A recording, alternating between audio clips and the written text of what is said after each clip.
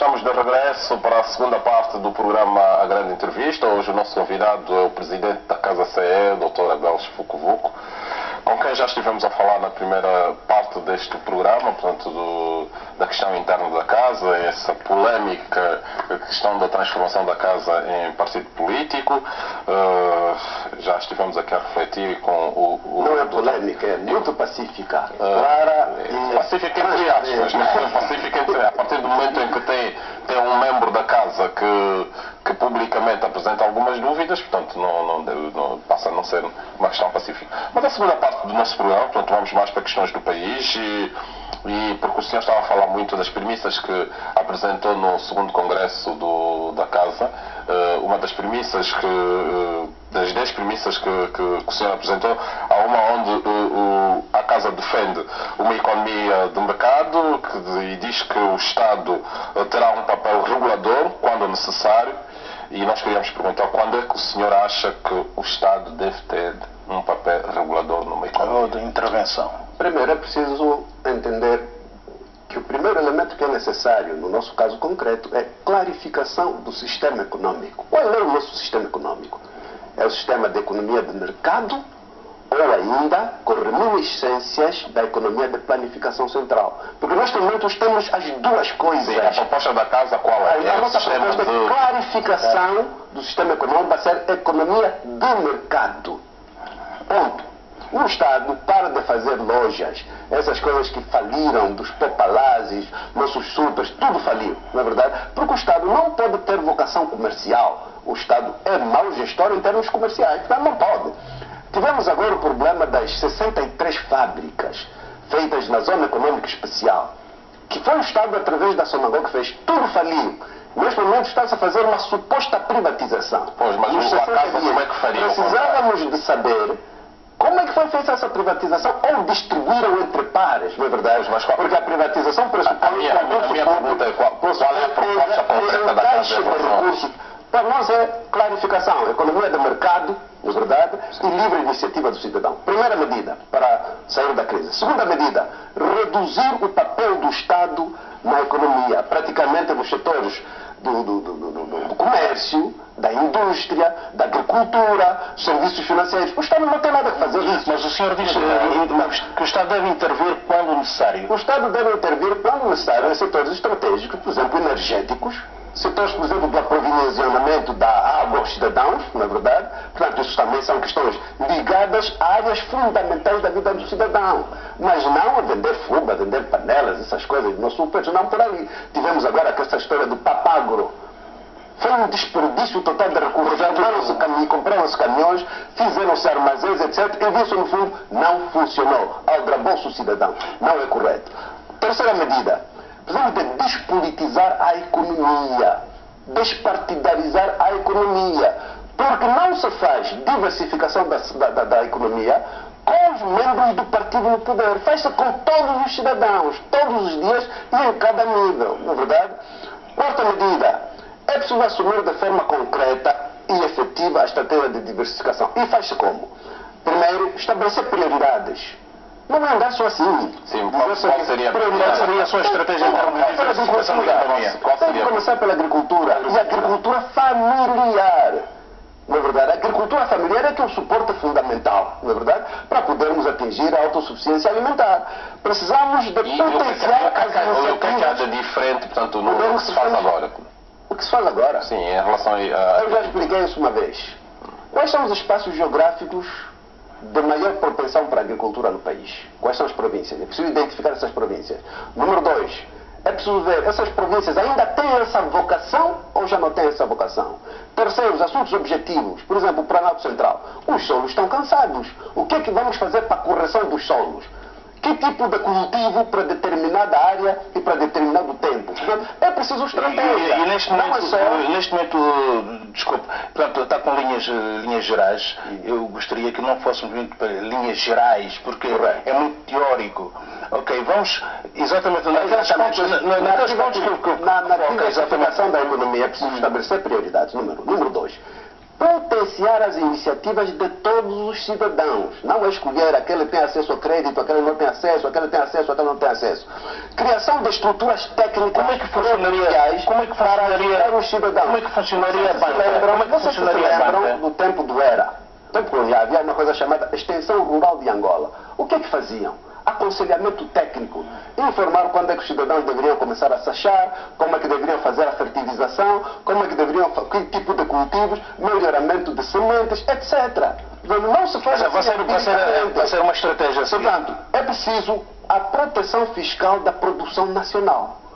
Na verdade, para que a produção nacional, que é nascente, não tenha a concorrência desleal da importação, que é feita pelos mesmos governantes que fazem as políticas de diversificação. E é por isso que falha. Porque o mesmo que está a dizer vamos diversificar é o mesmo que manda vir os contentores de cebola, de batata, etc. Portanto, tem interesses antagônicos. Portanto, é preciso acabar com isso. É preciso criar mecanismos de crédito e melhoramento dos mecanismos de acompanhamento e fiscalização dos projetos. É preciso melhorar. O que é que faria neste caso? Concretamente, o que é que faria para melhorar? Primeiro, já disse, infelizmente nós temos um sistema bancário e sistema financeiro excessivamente politizados. Excessivamente politizados. Quando as pessoas apresentam os projetos, vão ver aqui, há centenas de angolanos que apresentam os seus projetos, mas depois lhe pedem o cartão partidário. Não tem cartão partidário, o projeto não passa. Mas e assim, isso não se faz diversificação. funciona com toda a gente. Por exemplo, o senhor nunca foi a banca? Como? Pessoalmente nunca foi a banca? Eu tenho um quadro diferente. Qual é o seu Eu quadro de relação humana com as pessoas, na verdade. Portanto, tenho amigos na banca, tenho amigos lá fora. da amizade para os amigos? Eu não peço créditos aqui. Pede crédito estrangeiro. Aqui, portanto, encontro fórmulas alternativas, porque aqui somos bloqueados. Portanto, o seu dinheiro vem de fora. O que eu estou a dizer, há fórmulas diferenciadas para o cidadão. Por exemplo, eu entendo que grande parte mas o seu dinheiro vem de fora. Pessoal, para perceber como é que funciona essa questão do cartão, né? Aqui nos bancos, se você tiver um projeto, como é que é o sistema, por exemplo, do Angola Invest? Faz um projeto, o projeto vai para um banco comercial, o banco comercial avalia e o banco comercial manda para o projeto Angola Invest. Que o Angola Invest é que vai determinar se é autorizado o crédito ou não. E na maioria dos casos, porque nós temos ainda os comitês de especialidade dos banqueiros do MPLA, comitê de especialidade dos empresários do MPLA, é preciso ser membro do comitê de especialidade.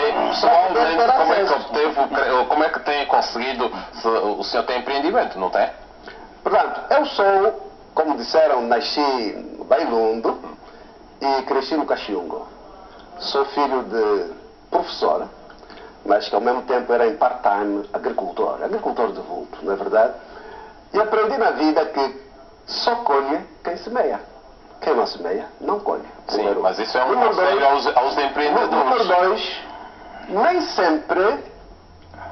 sempre as coisas acontecem na nossa vida quando queremos e como queremos. É preciso dedicação, é preciso perseverança, mas sobretudo muita paciência. E é preciso ter capacidade de saber crescer. O que significa? Grande parte daqueles que hoje conseguem aguentar as suas famílias, a sua vida, o que é que fazem? Ou são pequenos comerciantes que vão na China, traz um contentor, traz aquilo e vende. Ou são pessoas que estão no Xinguara, no Bié, ou estão no Caluquembe, ou estão na Vila Nova e fazem batata e vendem. Ou são pessoas que conseguiram construir uma casa aqui, construir uma casa no Benfica, etc. E aluga. Pronto, simples como isso. Mas eu fiz uma pergunta direta. Eu estou a perguntar assim. Eu coloco-me exatamente nesse meio dessas pessoas. Não, eu chamo de desenrascar. O senhor, mas como é que desenrascou? Eu também preciso de ter essa fórmula, porque talvez se calhar precisaria de desenrascar-me. Como é que o senhor desenrascou isso? É só ser humilde, na verdade. Eu comprei uma casinha minha no Alvalade, obsoleta, em 1997. Na verdade, arranjei as minhas pequenas poupanças que trouxe dos Estados Unidos, fiz a primeira reparação. Depois decidi o meu anexo construir outra casa. Levei 2 anos a construir, aluguei a Embaixada da África do Sul. Depois eu próprio mudei para o anexo e fiz a terceira remodelação da minha casa. É paciência e, sobretudo, visão. Não, o senhor disse. Isso significa grande parte dos angolanos é assim que vão vivendo. O senhor disse. Com iniciativa, o senhor acaba de dizer. Com determinação, mas, sobretudo, com muita paciência. Desculpe, o senhor acabou de dizer aqui taxativamente que o seu dinheiro vem do estrangeiro. Portanto, não foi muito na perspectiva de que alugou uma casa, alugou uma casa. Disse efetivamente que o meu dinheiro vem do estrangeiro. Quadro diferente. Não, sim, eu queria... Tem um quadro de relações. Eu queria aprofundar isso. O senhor é um líder político, é um líder que nos seus discursos, nas suas intervenções, defende muito o patriotismo, e eu faço-lhe uma pergunta aqui tão direta e o senhor me diz que o seu dinheiro vem do estrangeiro. Não disse que o dinheiro, vocês sabem que eu vivi lá. Eu vivi nos Estados Unidos. E que tem amigos no estrangeiro que lhe dão dinheiro. Vivi lá. Não há estrangeiro que dá dinheiro nenhum. Isso é ilusão, é ignorância. O senhor acaba de dizer que tem amigos, eu vivi estrangeiros, e faço consultoria, ajudo os empresários angolanos que não conhecem o mundo, para conhecerem o mundo, para facilitar. Tranquilamente, como grande parte dos angolanos vivem assim na luta do dia a dia. Só os governantes é que, como roubam, como disse o Presidente da República, usam o erário público. Mas nós o que nos interessa é cuidar do angolano, pensar no angolano e fazer o melhor para o angolano. Bom, vamos voltar para questões do país. No seu projeto também o senhor propõe uma reforma constitucional que assenta no modelo do Estado unitário, mas atribuindo a Cabinda um estatuto de autonomia regional no âmbito do Estado angolano. Concretamente, como seria essa autonomia? Primeiro, nós dissemos que nós defendemos um Estado unitário politicamente descentralizado. É diferente do atual Estado unitário. O atual unitário politicamente descentralizado consegue, na verdade, para um país como o nosso, grande, diversificado, encontrar fórmulas de realização das várias entidades que fazem parte do país. Portanto, pode-se muito bem encontrar um modelo, por exemplo, como o da África do Sul.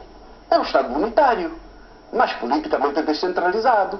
E é por isso que vamos ver que há diversificação de países, há diversificação de partidos que governam em várias regiões. Exato. Nós podemos adotar esse modelo descentralizado. Vai realizar também as entidades específicas regionais, e isso pode se atribuir e deve se atribuir também à Cabinda, para que não façamos da Cabinda um problema de conflitualidade permanente. Sim, mas a autonomia da Cabinda sentaria em quê? Portanto, seria uma autonomia financeira? Que tipo de autonomia? Uma autonomia financeira? Autonomia... a Cabinda teria autonomia de relações internacionais? Qual é o modelo? Em Cabinda, os Cabindas votem o seu governo. Governo para as questões de caráter local. Na verdade, de caráter local. É preciso que haja um modelo de impostos e de taxas que faça com que a governação local tenha recursos para fazer essa governação. Mas um modelo também que Cabinda ficaria no âmbito do Estado angolano, é que questões de defesa e política externa são do âmbito nacional. E simplesmente como isso. Sim, mas esse modelo que acabou de referir não difere muito de uma autarquia. Difere muito bem, pode ser como uma região autônoma como é a Madeira, como os Açores, não é autarquia. Tão simples, por que nós não queremos, por que estamos bloqueados, não queremos pensar, não queremos criatividade, pensamos só usar as armas contra os nossos irmãos. Temos que ter criatividade, temos que pensar, temos que imaginar e encontrar alternativas que realizem a pessoa humana e ao mesmo tempo façam um país. Acha que estão a ser usadas armas contra os irmãos de Cabinda? Bom, em Cabinda ainda existem focos. E que é desnecessário. Por quê? Já não chega a experiência que tivemos em Angola. Por que não evoluímos? Na verdade, portanto, o que temos que encontrar é um país onde fazemos uma reforma constitucional que consagra um Estado unitário, mas quando o senhor politicamente descentralizado, e ao mesmo tempo também encontramos uma reforma do sistema político. Encontramos desconcentração e encontrarmos separação de poderes interdependentes. Quando o Dr. Abel diz que temos que fazer de Cabinda aquilo que se fez em Angola, está a admitir que Cabinda não é Angola. Cabinda é uma província de Angola, mas são os ingênuos ou são os ignorantes é que não conseguem pensar que Cabinda tem especificidades, não tem continuidade territorial. Na verdade, tem uma especificidade, tem especificidades culturais, tem o sentimento dos Cabindas, temos que respeitar o sentimento dos Cabindas e encontrar fórmulas, na verdade, que tanto garantam que Cabinda continua de Angola, mas que seja uma província com características específicas que realize o nosso irmão angolano de Cabinda. O senhor prometeu uma revolução social no quadro do combate à fome. E disse que ainda é preciso identificar os tais setores-chave para essa sua revolução social. Tem já identificado esses setores? A natureza humana estabeleceu uma hierarquia de necessidades. A pessoa humana tem hierarquia de necessidades. E uma das questões fundamentais é nós conseguirmos imediatamente, a curto prazo, resolver as necessidades de primeiro grau. E quais são as necessidades de primeiro grau? Primeiro, segurança. Os nossos concidadãos nos bairros das grandes cidades têm que viver em segurança, não podem ser expostos à criminalidade. Porque quem não tem segurança não tem paz. Como é que se pensa resolver essa questão da segurança? Como é que se pensa resolver a questão da segurança? A fome. Sim, no primeiro item, como é que pensa resolver a questão da segurança? Urbanização. Não faz segurança sem urbanização, na verdade, urbanização. Estruturação dos poderes locais, autônomos, que estão em ligação com o cidadão, para escutarem o cidadão, perceberem as ansiedades, expectativas e esperanças do cidadão. Urbanizar todos os bairros do país? Órgãos de segurança próximos do cidadão e que trabalham com os seus irmãos que são os cidadãos. Está bem, doutor Abel, mas a urbanização seria está-se a referir, quando fala em urbanização, está a falar dos grandes centros ou está a falar do... No espaço urbano é urbanização. Mas no espaço rural é sobre o melhoramento das condições de vivência das pessoas, que têm os mesmos direitos que as pessoas que vivem nas cidades. Portanto, primeiro é segurança. Segundo, acabar com a fome. A fome. Hoje, em pleno século XXI, termos mais gente que vive a fome, não é correto. Sim, terceiro, o problema da água. Mas são necessidades primárias. Quarto, a saúde. Essas são necessidades primárias. Nós já falamos um bocadinho. Depois temos qual é a fome? Continua a ser a agricultura? Como? A questão da fome. Mas a comida vem de onde? Pois, é a agricultura. Sim, mas estamos a falar a agricultura, sobretudo, priorizar. Falar da agricultura, a agricultura familiar. Programas estruturantes. A agricultura familiar. De um dia para o outro. Mas é preciso ter ambição. Nós todos queremos sempre adiar que não, isso aqui nós não conseguimos. Falta de ambição, não tem propósito. Isso está errado. Nós temos que ter ambição para Angola. Angola é forte, é rica, tem potencialidade, mas não vale nada ter potencial com cidadãos pobres. É preciso resolver os problemas de primeiro grau. Segurança, fome, água, saúde. E depois passar para as questões de segundo grau.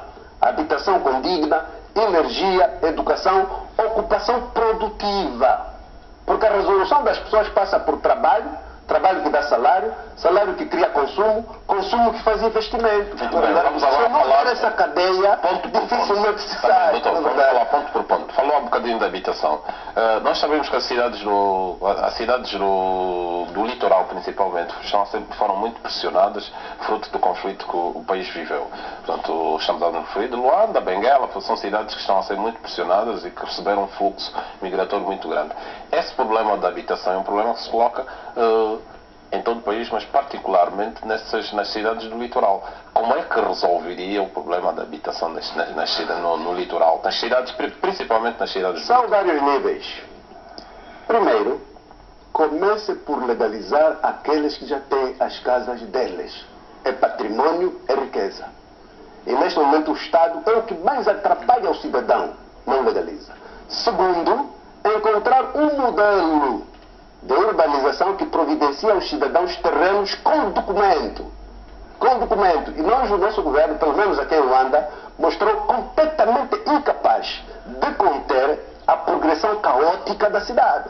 Como é que você vai querer urbanizar as áreas antigas, desorganizadas, mas permite o crescimento caótico da cidade? Portanto, é uma falha completa. Terceiro, uma filosofia política de materiais de construção acessíveis. A terra tem que ser acessível, os materiais de construção têm que ser acessíveis. Na verdade, facilitar os cidadãos terem as suas documentação desses terrenos para que possam construir eles próprios em função do padrão social que eles quiserem. Os cidadãos têm capacidade de construir? E os cidadãos que não têm capacidade de construir, qual seria a Se você der emprego às pessoas, as pessoas têm a capacidade de construir. Se você criar oportunidades para as pessoas fazerem os seus pequenos negócios, têm a capacidade de construir. Vocês aqui pensam que os angolanos não são capazes. Os angolanos são capazes. Não é preciso ter fé, ter confiança que os angolanos, eles conseguem. O importante é o Estado que promove a criatividade, a capacidade e a engenhosidade do angolano. Eu já vi governantes. Quando houve essa avalanche de chineses, eu já vi governantes que os angolanos não gostam de trabalhar. Doutora, senti-me humilhado. Dizer que os angolanos não gostam de trabalhar, e é um governante, e é isso que justifica mandar vir milhares de chineses. Mas esses angolanos é que fizeram Angola durante o tempo do Brasil. Como é que agora foi o marxismo-leninismo, o partido que tiraram do cidadão a ética do trabalho. É preciso reconstruir isso, devolvendo confiança ao cidadão, dando incentivos para fazer com que esse angolano cuide da sua vida. Porque esta ideia de que o Estado é que tem que vir a fazer, isto é comunismo. Doutora Abel, confiar nos angolanos, dar oportunidades, dar incentivos, dar trabalho aos jovens, dar escola, dar é preciso termos alguma regra, não é? Quando se conversa. Vocês são dois, eu sou um. Não, a questão se coloca a esse nível. Percebi que os ouvintes também precisam de ser esclarecidos. A questão se coloca a esse nível. E uma parte, o doutor, quando fala para a imprensa, tem alguma aversão com a imprensa, diz: vocês gostam, nós somos a imprensa. Portanto, é preciso, às vezes, dar um pouco de distância às coisas. Doutor Abel Chuvoco, nós estamos praticamente a caminho do fim deste programa. Há uma imagem que circulou nas redes sociais de um momento em que você está a conversar descontraídamente com o presidente Eduardo dos Santos, e essa imagem conseguiu transmitir na sociedade um certo alento, um certo sentimento de harmonia. Sentiu o impacto dessa imagem? Bom, penso que é só falta mais uma vez de conhecimento. Tirando a reunião de Badolite, eu estive em todos os encontros do falecido presidente da UNITA com o presidente da Estamos a falar de novos contextos. Do atual contexto. Estamos a falar do atual contexto. Em todos os encontros, desde os acordos de Bicesse, as reuniões aqui em Luanda, Lusaka, Franceville e Libreville. O que significa há um histórico da relação humana, na verdade. Claro, mas estive em algumas reuniões do atual presidente da UNITA com o presidente da República. E eu penso que nós não podemos construir um país baseando a relação humana da inimizade. Não. Eu posso ter diferença com alguém, mas ter relação humana normal. Eu fiz uma pergunta. Que repercussão teve aquela imagem, aquela forma de lidar com o presidente, essa relação de amizade? Que repercussão teve? Ninguém condenou o facto. Eu não estou dizendo e coloquei-o num contexto mais recente. Isso não é de hoje. Isso não é de hoje. Isso tem sido cultivado. Estou a lhe dar um exemplo. Aí nos anos 95, 96, eu fui enviado para representar a UNITA na tomada de posse do presidente Sampaio, em Portugal. E no ato da apresentação, convidaram-me para um jantar na Embaixada de Angola. Na verdade. E eu fui para um jantar na Embaixada de Angola, porque é que isso não é fora do comum. E eu fui para um jantar na Embaixada com o meu colega da UNITA, o Rui Oliveira, e fomos lá.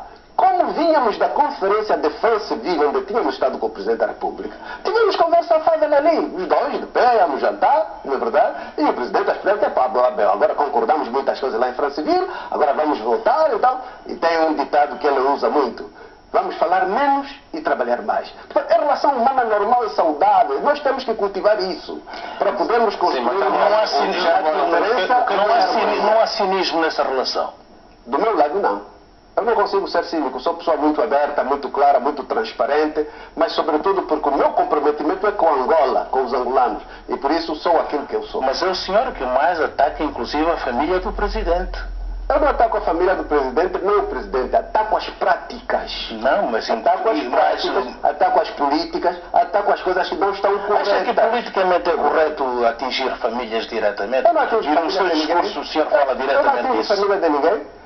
Eu só digo que o Presidente da República disse na reunião do Congresso que há governantes que roubam. Não fui eu que eu disse, é o Presidente. E eu só estou a repetir. Na verdade, confirmando que, de facto, o Presidente fez um bom serviço explicando isso. Só que falta o passo de dizer quem são esses. Para que depois esses sejam perante a justiça. Mas do ponto de vista ético, o senhor já atacou diretamente as filhas do Presidente. Estou a perguntar-lhe, do ponto de vista ético, acha correto, acha politicamente... Não, o que acho... várias vezes fazem Não, acusações diretas. isso é sua interpretação. Não é interpretação. O que eu digo só... Existem A minha eles. filosofia é a seguinte: é preciso encorajar a riqueza em Angola. É preciso encorajar. Porque o país tem que ser feito por pessoas que têm recursos. O país não é uma coisa abstrata. O país é o somatório da realização dos sonhos dos seus cidadãos. Fulano queria fazer um prédio, conseguiu. Fulano queria fazer uma companhia de autocarros, conseguiu. Fulano queria fazer... Isto é que é o país. A única coisa que eu defendo, na verdade, e penso que o presidente concorda comigo, porque ele próprio disse que há gatunos, aos que roubam, o que eu concordo com ele, que sim, Mas isso seja feito com trabalho. Isso. O presidente disse que há empresários falsos que fazem negociatas e que depois levam os dinheiros lá fora com as comissões, com as empresas internacionais. Depois disse, palavra ipsis verbi, roubam. Não fui eu que o disse. E eu concordo muito com o presidente, que de facto, agora, o que é preciso é corrigir, não é verdade? Porque os recursos são de todos os angolanos. E afinal, o que é governação? Os governantes são meros gestores temporários dos recursos de todos os angolanos, em nome dos angolanos, para benefício dos angolanos. A governação tem que ser para benefício dos angolanos. O senhor pode ser para benefício dos governantes. O senhor esteve recentemente nos Estados Unidos, esteve em França, passou por Londres, Portugal. Acha que a política angolana... Já só faltam 5 minutos. Acha que a política angolana passa por essas capitais? O estar nos Estados Unidos não pressupõe necessariamente que a política angolana passe por esses países. Não significa necessariamente. Mas também nós não devemos nos fechar na nossa pequenez. É preciso estarmos abertos ao mundo, entender as grandes coisas que se fazem. Porque senão vamos ficar sempre pequenos. Temos que ficar grandes, pensar uma Angola grande que realiza os angolanos, para os angolanos serem um fator de realização da governação. Se calhar a pergunta do meu colega poderia ser só reforçada desta forma. O senhor, quando esteve na Inglaterra, em Londres, por exemplo, participou num debate sobre Angola. Onde o senhor foi convidado, portanto, a explicar o atual momento que o país atravessa, portanto, de uma mesa redonda. A questão é, essas capitais ocidentais, portanto, olham para Angola com uma visão realista do que se passa neste país? A visão realista tem que ser nós próprios a projetarmos, não é verdade? Eu fui convidado para ir fazer uma palestra. Infelizmente, até houve uma equipa do governo da Angola que veio assistir à palestra. E foi bom, não é verdade? E fiz a apresentação das 10 premissas para a saída da crise. E que essas 10 premissas que eu falei lá, já entreguei no Conselho da República, ao Presidente da República. Portanto, não é nada novo, não é verdade? Já apresentei publicamente aos angolanos aqui na Conferência de Cacoaco. Portanto, não é novidade. Não é verdade? Sim, mas por outro lado, hoje com a globalização, nós não podemos nos ver separados do resto do mundo. Fazemos parte do mundo, não é verdade? Precisamos nós compreender as motivações do mundo para podermos melhor nos defender, mas ao mesmo tempo também termos capacidade de explicar, sem tabus. E neste momento, como é que Angola está no mundo? Como é que Angola está no mundo? Se Angola estivesse bem, não nos cortavam os dólares, não acha? Cortaram os dólares porque o país não tem credibilidade. Na verdade, o sistema financeiro demonstrou falta de credibilidade. Se Angola estivesse bem, na verdade, não teríamos tido esse episódio, manda vir Fundo Monetário Internacional, quando o Fundo Monetário veio ver as coisas, sai, porque hoje grande parte das agências internacionais, por exemplo, dizem que no espaço de 2002 a 2012, na verdade, foram desviados quase 100 mil milhões de dólares. Nas relações internacionais não são apenas isso. Angola tem um protagonismo em África, eu acho que o Dr. Abel até gosta de falar muito pouco disso. Eu perguntava-lhe qual é a contribuição que Angola tem dado para os processos, particularmente aqui na região dos Grandes Lagos. Como é que nós queremos que o mundo olhe para nós? O mundo olha para nós como um país que vai intervir, que vai fazer coisas, ou o mundo olha para nós como um país onde os angolanos vivem bem, trabalham, têm emprego, têm bom salário, têm boas casas, têm boa alimentação? Eu prefiro um país assim, na verdade. Uma Suíça que não tem projeção no mundo, mas suecos vivem bem, na verdade. A Suíça não tem projeção no mundo? É projeção, mas não essa projeção de ir resolver os problemas dos outros. Então resolvamos ainda nós aqui, esqueçamos o resto. Passamos com que o angolano viva bem mas o senhor, e o mundo nos admira porque os angolanos vivem bem. Mas se o senhor tiver governo, vai estar preocupado com as relações externas. A relação fundamental são os angolanos.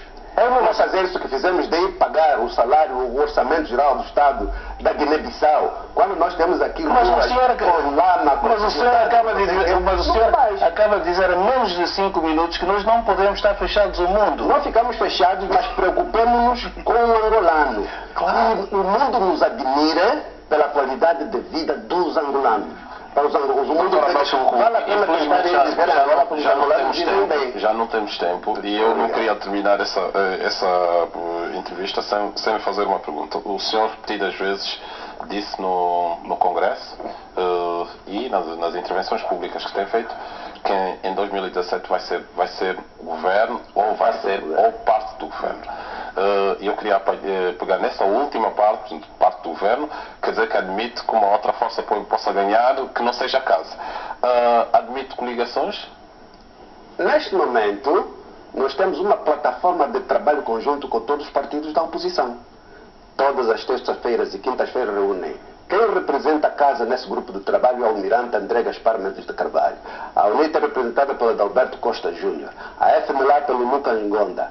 E o PRS pelo Benedito Nacional. O que é que estamos a fazer? É trabalharmos conjuntamente para fazermos com que em 2017 tenhamos eleições o mais livres, justas e transparentes. Se afinal eu estou a trabalhar com estes, não posso fazer governo com eles depois. Também posso. E se a força deles não for suficiente para fazer o governo? Primeiro é que nós vamos crescer extraordinariamente no país. E eu espero que faria governo com o MPLA? Não é verdade? Faria governo com o MPLA? Este governo, como é hoje, antipatriótico, corrupto e insensível, não faria. Mas se houver um MPLA diferente, que pensa no angolano, pensa no cidadão, por que não vou querer uma coisa boa para É uma possibilidade. É uma possibilidade, porque senão... Mas essa ideia permanente de que vai ser governo ou parte do governo em 2017, caso não for, não estará a preparar mentalmente o seu eleitorado a não aceitar os resultados, a teoria de não aceitar os resultados? Nós não fazemos empiricamente as coisas, nós fazemos com ciência. Política hoje também é ciência. Quando nós criamos a casa, diziam que isso não vai a lado nenhum. Quando nós conseguimos que ela fosse legalizada, nós iríamos conseguir recolher as assinaturas para conseguirmos. E nós já estamos a fazer as coisas com ciência. É por isso que tivemos, desde 2013 até aqui, uma estratégia de 4 pontos. Não é verdade? Crescimento, transformação, consolidação, afirmação. Neste momento isso terminou. Mas a ciência lhe permite, doutor, a ciência lhe permite sair de 8 deputados para 100 e poucos que lhe permitem formar o governo? Por que não? Só não sonha quem